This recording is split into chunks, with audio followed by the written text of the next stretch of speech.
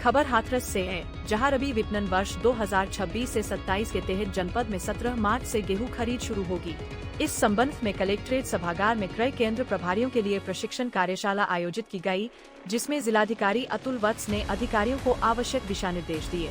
जिलाधिकारी ने कहा कि सभी क्रय केंद्रों पर समय से व्यवस्थाएं पूरी कर ली जाए, ताकि किसानों को किसी भी प्रकार की परेशानी का सामना न करना पड़े।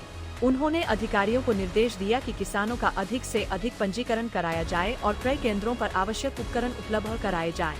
जिले में कुल 43 गेहूं क्रय केंद्र संचालित किए जाएंगे। इनमें food and civil supplies department के 7, प्रादेशिक कोऑपरेटिव फेडरेशन के 34 तथा फूड कॉर्पोरेशन ऑफ इंडिया के 2 केंद्र शामिल हैं।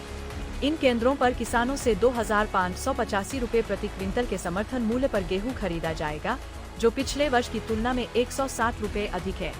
जिलाधिकारी ने यह भी निर्देश दिए कि सभी क्रय केंद्रों पर ई-पॉप मशीन, इलेक्ट्रॉनिक कांटा, नमी मापक यंत्र सहित अन्य जरूरी उपकरण अनिवार्य रूप से उपलब्ध रहे। साथ ही यदि कोई किसान बिना पंजीकरण के केंद्र पर आता है तो उसका मौके पर ही पंजीकरण कराते हुए गेहूं खरीद सुनिश्चित की जाए। जनपद में गेहूं खरीद 17 मार्च से 15 जून 2026 तक चलेगी। किसान गेहूं बेचने के लिए खाद्य विभाग की वेबसाइट या किसान मित्रा के माध्यम से पंजीकरण करा सकते हैं।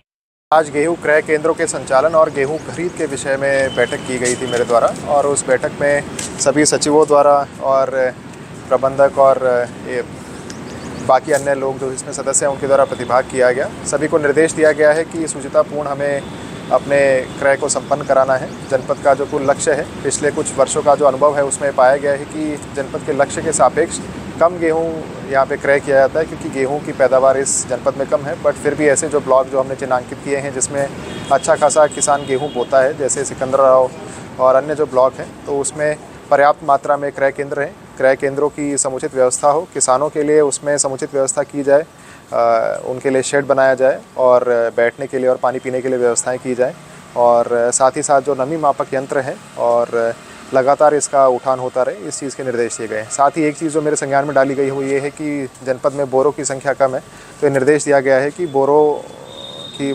समुचित बोरों को पाने के लिए जिसकी हमें क्रय में आवश्यकता होगी, उसके लिए शासन को पत्र प्रेषित करके निर्बाध आपूर्ति इसकी करा ली जाए।